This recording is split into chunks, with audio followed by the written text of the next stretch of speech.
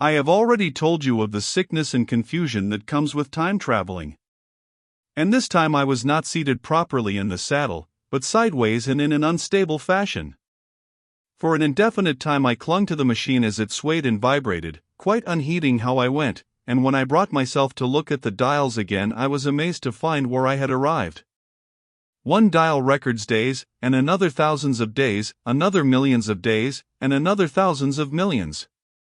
Now, instead of reversing the levers, I had pulled them over so as to go forward with them, and when I came to look at these indicators I found that the thousands hand was sweeping round as fast as the seconds hand of a watch into futurity. As I drove on, a peculiar change crept over the appearance of things. The palpitating grayness grew darker, then, though I was still traveling with prodigious velocity, the blinking succession of day and night, which was usually indicative of a slower pace, returned, and grew more and more marked. This puzzled me very much at first. The alternations of night and day grew slower and slower, and so did the passage of the sun across the sky, until they seemed to stretch through centuries. At last a steady twilight brooded over the earth, a twilight only broken now and then when a comet glared across the darkling sky. The band of light that had indicated the sun had long since disappeared, for the sun had ceased to set, it simply rose and fell in the west, and grew ever broader and more red. All trace of the moon had vanished. The circling of the stars, growing slower and slower, had given place to creeping points of light.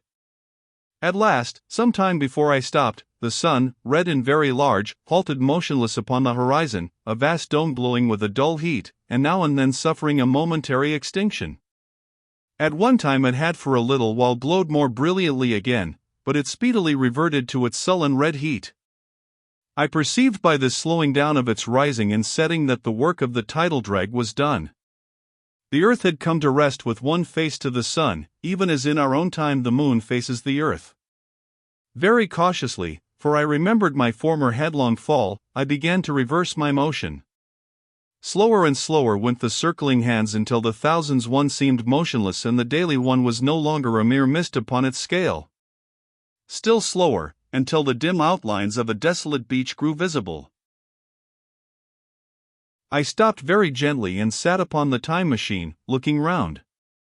The sky was no longer blue.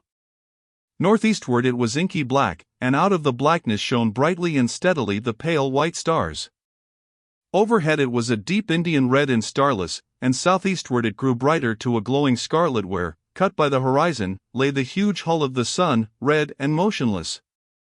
The rocks about me were of a harsh reddish color, and all the trace of life that I could see at first was the intensely green vegetation that covered every projecting point on their southeastern face. It was the same rich green that one sees on forest moss or on the lichen in caves, plants which like these grow in a perpetual twilight. The machine was standing on a sloping beach. The sea stretched away to the southwest, to rise into a sharp bright horizon against the wan sky. There were no breakers and no waves, for not a breath of wind was stirring. Only a slight oily swell rose and fell like a gentle breathing, and showed that the eternal sea was still moving and living. And along the margin where the water sometimes broke was a thick incrustation of salt pink under the lurid sky. There was a sense of oppression in my head, and I noticed that I was breathing very fast. The sensation reminded me of my only experience of mountaineering, and from that I judged the air to be more rarefied than it is now. Far away up the desolate slope I heard a harsh scream, and saw a thing like a huge white butterfly go slanting and fluttering up into the sky and, circling, disappear over some low hillocks beyond. The sound of its voice was so dismal that I shivered and seated myself more firmly upon the machine. Looking round me again, I saw that, quite near, what I had taken to be a reddish mass of rock was moving slowly towards me. Then I saw the thing was really a monstrous crab-like creature. Can you imagine a crab as large as yonder table, with its many legs moving slowly and uncertainly, its big claws swaying, its long antennae, like carters' whips, waving and feeling, and its stalked eyes gleaming at you on either side of its metallic front? Its back was corrugated and ornamented with ungainly bosses, and a greenish incrustation blotched it here and there. I could see the many palps of its complicated mouth flickering and feeling as it moved. As I stared at this sinister apparition crawling towards me, I felt a tickling on my cheek as though a fly had lighted there. I tried to brush it away with my hand, but in a moment it returned, and almost immediately came another by my ear. I struck at this, and caught something thread-like. It was drawn swiftly out of my hand. With a frightful qualm, I turned, and I saw that I had grasped the antenna of another monster crab that stood just behind me. Its evil eyes were wriggling on their stalks, its mouth was all alive with appetite, and its vast ungainly claws, smeared with an algal slime, were descending upon me. In a moment my hand was on the lever, and I had placed a month between myself and these monsters. But I was still on the same beach, and I saw them distinctly now as soon as I stopped. Dozens of them seemed to be crawling here and there, in the somber light, among the foliated sheets of intense green. I cannot convey the sense of abominable desolation that hung over the world. The red eastern sky, the northward blackness, the salt Dead Sea, the stony beach crawling with these foul, slow-stirring monsters, the uniform poisonous-looking green of the lichenous plants, the thin air that hurts one's lungs, all contributed to an appalling effect. I moved on 100 years, and there was the same red sun, a little larger, a little duller, the same dying sea, the same chill air, and the same crowd of earthy crustacea creeping in and out among the greenweed and the red rocks. And in the westward sky, I saw a curved pale line like a vast new moon. So I traveled, stopping ever and again, in great strides of 1,000 years or more, drawn on by the mystery of the earth's fate, watching with a strange fascination the sun grow larger and duller in the westward sky, and the life of the old earth ebb away.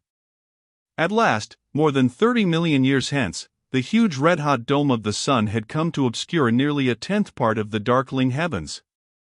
Then I stopped once more, for the crawling multitude of crabs had disappeared, and the red beach, save for its livid green liverworts and lichens, seemed lifeless.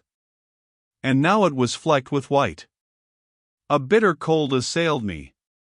Rare white flakes ever and again came eddying down. To the northeastward, the glare of snow lay under the starlight of the sable sky, and I could see an undulating crest of hillocks pinkish white.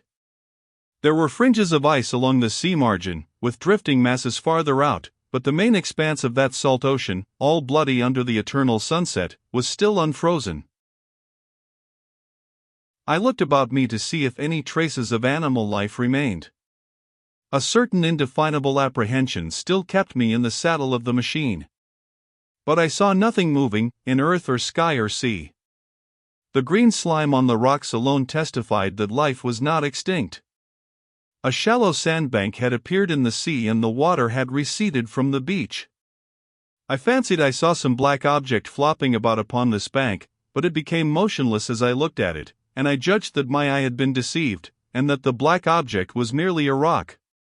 The stars in the sky were intensely bright and seemed to me to twinkle very little. Suddenly I noticed that the circular westward outline of the sun had changed, that a concavity, a bay, had appeared in the curve. I saw this grow larger.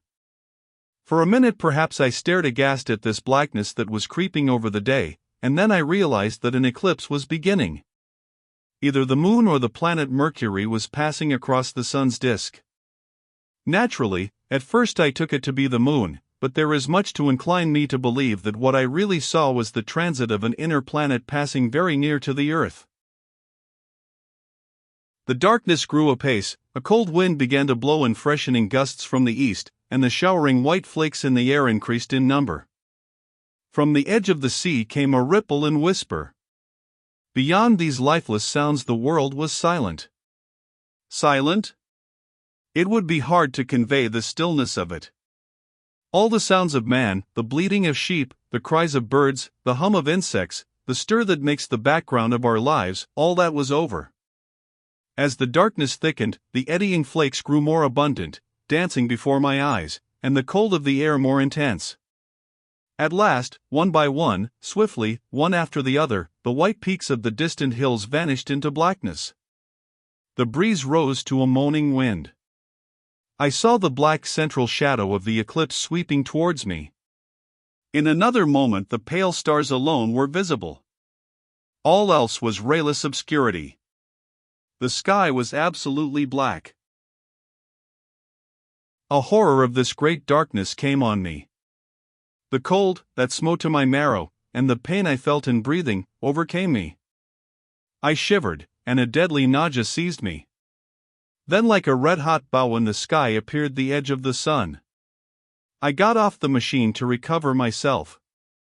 I felt giddy and incapable of facing the return journey. As I stood sick and confused, I saw again the moving thing upon the shoal. There was no mistake now that it was a moving thing against the red water of the sea. It was a round thing, the size of a football perhaps, or, it may be, bigger, and tentacles trailed down from it. It seemed black against the weltering blood-red water, and it was hopping fitfully about. Then I felt I was fainting. But a terrible dread of lying helpless in that remote and awful twilight sustained me while I clambered upon the saddle.